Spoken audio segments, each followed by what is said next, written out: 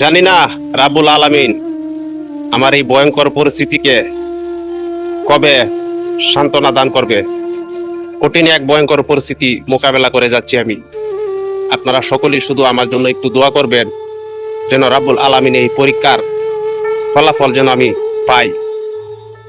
আমি অনেক কষ্টের ভিতরে আছি, অনেক ধৈর্যের পরীক্ষা দিতেছি। আত্মীয় স্বজন, আপনজন না খালি সবাই কিন্তু দূরে চলে গিয়েছে আমাকে ছেড়ে। এর কারণ একটাই, এখন আমার অস্ত্র নাই, পয়সা নাই, টাকা নাই। তাই আমি শুধু একা হয়ে গেছি। মানুষ কখন একা হয় জানেন? যখন আপনার অস্ত্র, পয়সা, বাড়ি ঘর কোনো কিছুই থাকবে না, তখনই মানুষ একা হয়ে যায়। আর আত্মীয় স্বজন আস্তে আস্তে দূরে চলে যায়। সেই আত্মীয় স্বজনকে স্মরণ করে বলতেছি, আপনারা যে গাদ্দারি, যে বেঈমানি আমার সাথে করছেন, আমি জানি না রাব্বুল আলামিন আপনাদেরকে ক্ষমা করবে কিনা। তবে আমি মৃত্যুর আগ পর্যন্ত আমার মনে হয় না আমার ভিতর থেকে আমি ক্ষমা করতে পারবো।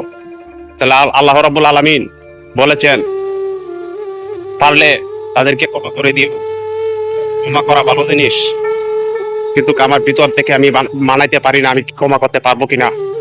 যখনই আমার মনে হয় আমার এই দৃশ্যগুলি, আমার সম্পদ কেড়ে নেওয়া, যখনই মনে হয় আমার টাকা পয়সা মার দেওয়া, তখনই আমার ভিতরটা জ্বলে পুড়ে সারকার হয়ে যায়। এমনই আঘাত পাই আমার ভিতরে, আমার কলিজার ভিতরে কাঁপতে কাঁপতে আমার শরীরে কান্নায় ভেঙে দুটি চোখ দিয়ে সাগরের মতো পানি ঝরে আসে। কত মানুষের দ্বারে দ্বারে আমি ভিক্ষে চেয়েছি, কত মানুষের দ্বারে দ্বারে আমি বিচার চেয়েছি, আমি কিন্তু কোনো কিছুই পাই নাই। এর কারণ একটাই, আমি গ্যারেন্টি দিতে পারি আমি সৎ। আমি গ্যারেন্টি, আল্লাহ রাব্বুল আলামিনকে আমি উপরে সাক্ষী রেখে আমি সৎ, আমি সত্য ছিলাম এবং সৎভাবে আমি বাস্তবিক করে দিতে চাই এই পৃথিবীতে। এর জন্য যদি আমার আরো কষ্ট, আরো আঘাত সহ্য করতে হয়, আমি করব ইনশাআল্লাহ। রাব্বুল আলামিন আমার সহায়ক হোক। রাব্বুল আলামিন আপনি আমাকে ধৈর্য ধরার তৌফিক দান করুন, আপনি আমাকে ধৈর্য ধরার তৌফিক দান করুন। আর নয়তো আমি পারবো না। এই জালেম লোকগুলি যে আমার ভিতরের কান্নার আহাজারি কেউ কিন্তু এখন পর্যন্ত বুঝে নাই। আমার মুখের গল্পটুকু শুধু শুনে গিয়েছে, আমার মুখের গল্পটাই শুনছে, কিন্তু আমার ভিতরের যে কান্নার আহাজারি, এই গল্প শোনার পরেও আমি কোনো ফলাফল এ পর্যন্ত পাই নাই।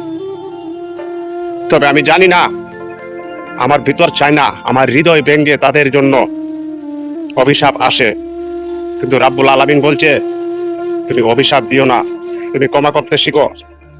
কিন্তু আমি পারতেছি না, আমি তাদেরকে কিভাবে ক্ষমা করব? তাদের জন্য আজকে আমার 5টা জীবন নষ্ট হইতে চলছে, 5টা। 1 নাম্বার আমি, 2 নাম্বার আমার বউ, 3 নাম্বার আমার সন্তানগুলি।